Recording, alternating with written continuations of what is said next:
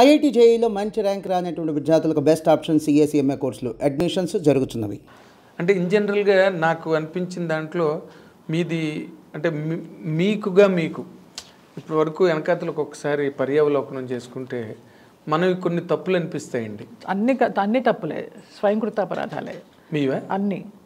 కొన్ని విధిలిఖితాలు అనుకోవచ్చు కానీ స్వయంకృత అపరాధాలు ఎక్కువ, విధిలిఖితం తక్కువ. నీ రాత నువ్వే మార్చుకోవచ్చు అని అంటారు కదా, అటు నా రాత నేనే మార్చుకున్నా. ఓవర్ పొసెసివ్నెస్, కుటుంబ సభ్యుల మీద అలవి మాలిన ప్రేమానురాగాలు, అవసరమైన అవును అంటే ఓవర్ ఎఫెక్షన్స్ అవి కూడా తెలియదు తల్లిదండ్రులతో నాకు. మామూలుగా పుట్టాము, పెరిగాము, చదువులు బళ్ళో వేశారు, డాన్స్ నేర్పించారు, ఏం కావాలో అది కావలసిన బట్ట ఇచ్చారు, తిండి పెట్టారు, అంతవరకు. కానీ డిగ్రీ వరకు కూడా నా ఇంట్లో రేడియో లేదు గుంటూరులో ఉన్నప్పుడు. నేను చెన్నై వచ్చాక ఇవన్నీ ఒకటొకటిగా ఈ లగ్జరీ లైఫ్ చూసి చేసుకున్నవి. ఏమో తెలియదు మరి, అది అలా జరిగిపోయింది. అంటే మరి అంతమంది ఉన్న ఇంట్లో రేడియోలు గట్ట ఎక్కడ వస్తాయి? అదే 2 పూట్ల భోజనానికి సరిపోతుంది రేడియో ఎక్కడి నుంచి? అవును, అప్పుడు బంగాళదుంప కూర చేసి రసం పెడితే చాలా రిచ్ ఫుడ్ ఎగ్జాక్ట్లీ. పైగా మీరు బ్రాహ్మలు, ప్యూర్ బ్రాహ్మలు. అదే అందుకనే ఇన్ జనరల్గా ఈ సినిమా ఇండస్ట్రీలోకి వచ్చిన తర్వాత మీరు మొదట బిగినింగ్లో అసలు మ్యారేజ్ అన్న కాన్సెప్ట్ మైండ్లో లేదండి మీకు?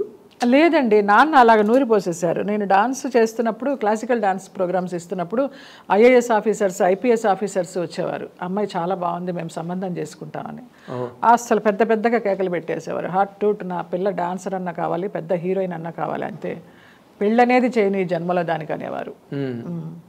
అలాగా నాకు కూడా నిజమైన తండ్రి కాదు ఊరికే అంటే మన జనరల్గా ఎవరైనా ఏ ఫాదర్ అయినా ఆడపిల్ల ప్రైమ్ మినిస్టర్ అయినా పక్క నుంచి సంబంధాలు చూద్దాం ట్రై చేస్తారు. ఆయనకి లేదు అసలు ఆ ఉద్దేశం. ఇంకా అమ్మ కూడా చాలా నార్మల్ హౌస్ వైఫ్. నేను ఆవిడ చూసానండి, అసలు నోట్ల నుంచి మాటే రాదు. అవును, అలాగా ఒంటి నిండా నగలేసుకుని కూర్చుంటుంది. నేనేం కొనుక్కుంటే ఆవిడకి కూర్చోవడం చెన్నైలో నాకు కూడా కొనిపెట్టే బాపాయ్ అంటది. అవన్నీ వేసుకుని నగలన్నీ వేసుకొని మొత్తం ఏదో నిండుగా అలా కూర్చుంటుంది, అంతే. ధన్యులండి మీ తల్లిదండ్రులు, నిజంగా మీ కుటుంబం. ఎందుకంటే మొత్తం వాళ్ళ శక్తి అంతా దేవుడు మీలో పోస్తాడు. మీరు తెలియదు, ఎస్, వాళ్ళందరినీ చూసుకోవాలి, ఎక్కడో కూడా వాళ్ళ మీద పొరపచ్చాలు లేకుండా. బట్ అలాంటి మీకు అంతలా చెవిలో ఇల్లు కట్టుకుని నూరు పోసారు మీ ఫాదర్ అని మీరు చెప్తున్నారు. మరి ఆ రెండో మ్యారేజ్ అసలు ఎట్లా అంటే అది? ఏది రెండో? రెండు ఇన్ ది సెన్స్ సెకండ్ స్టేజ్లో మీరు మొదట మ్యారేజ్ అన్న పాయింటే లేదు. మొదట మ్యారేజ్ చేసుకున్నాను కదా, మూవీ చేసేటప్పుడు అతనితో లవ్, ఒక 7 సంవత్సరాల లవ్, పెళ్లి చేసేసుకోవడం, ఇంట్లో ఇష్టం లేదు. లవ్ అంటే లివింగ్ టుగెదర్? ఊరికే లవ్వే. ఇంటికి వచ్చేసేవాడు, మార్నింగ్ నుంచి నైట్ వరకు మన ఇంట్లోనే ఉండేవాడు. నేను ల్యాండ్ లైన్ అయితే ఎవరైనా ప్రొడ్యూసర్ ఫోన్ చేస్తే నేను గొంతు మార్చేసి జయలలిత లాగా కాకుండా వాళ్ళ సిస్టర్ లాగానో ఎవరిలాగానో, లేదండి బిజీగా ఉంది వేరే షూటింగ్లో అని చాలా షూటింగ్లో మానేసిన సందర్భాలు ఉన్నాయి ఇతనితో ఉండడానికే. అట్లా అంత లవ్ చూపించాడు అనమాట. ఇంట్లో లవ్ తక్కువ నాకు. ఎవరికి వాళ్ళు షూటింగ్ నుంచి వచ్చేసరికి నిద్రపోతూ ఉండేవాళ్ళు, లేకపోతే డైనింగ్ టేబుల్ మీద ఫుడ్ ఉంటే పెట్టుకుని తినడమో, లేకపోతే అది కూడా లేకపోతే పడుకోవడమో చేసేదాన్ని. రోజుకి 3 షిఫ్ట్ చేసేదాన్ని.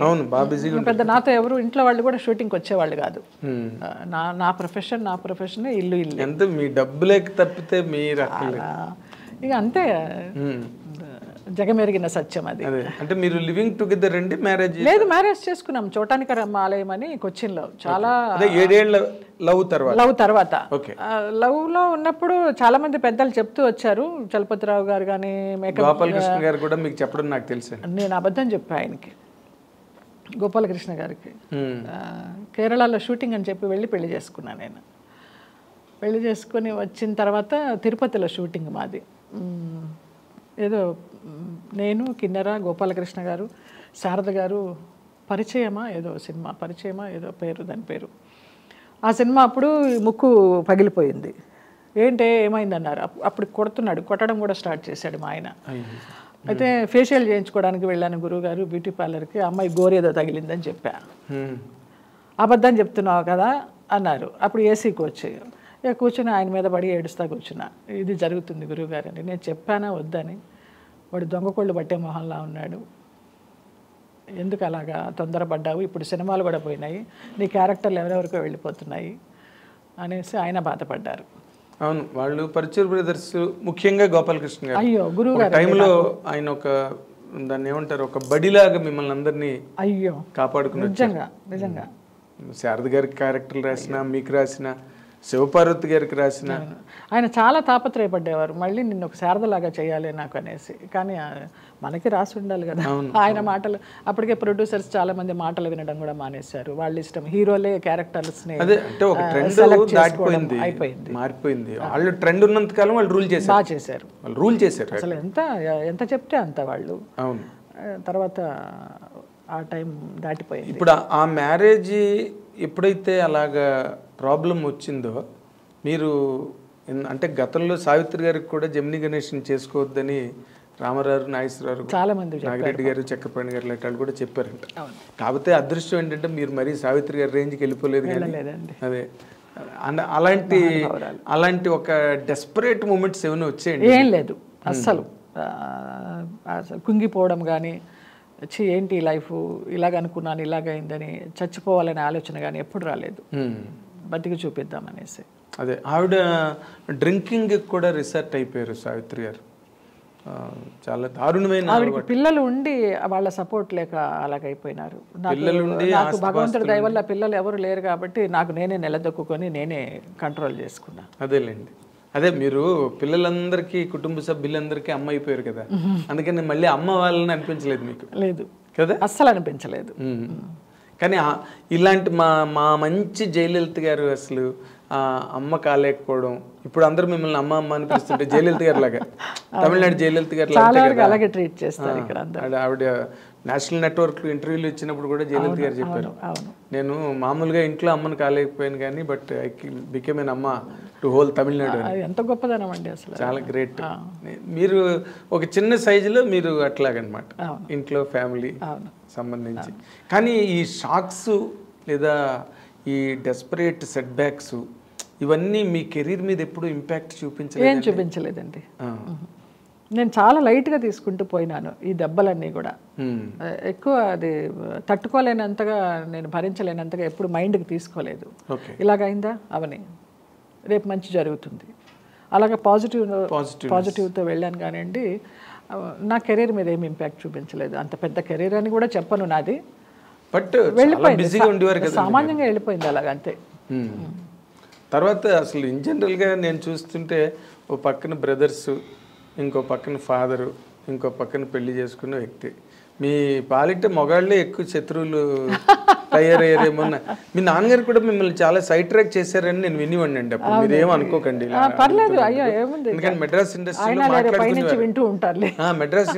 మాట్లాడుకునేవారు జయలలితని తప్పుతావ పట్టిస్తున్నదే వాళ్ళ నాన్న. ఈజ్ ఇట్ ట్రూ అండి? ట్రూ అండి. లైక్ పెళ్ళే కానివ్వలేదు అనుకోండి ముందు విషయం. అదే చెయ్యండి అన్న ఇలాగ అంటున్నారు, మరి స్విమ్ సూట్ వేసుకోమంటున్నారు, చిన్న చిన్న డ్రెస్ చెయ్యమ్మా పర్లేదు, ఆర్టిస్ట్ అన్నీ చేయాలి అనేవారు. అలా అనడంలో మీకు ఏమనిపించిందండి? అంటే మీరు చెయ్యాలి, డబ్బు సంపాదించాలి, ఇంటికి తీసుకురావాలి, అప్పుడు అంత ఆలోచన కూడా లేదు నాగేంద్ర.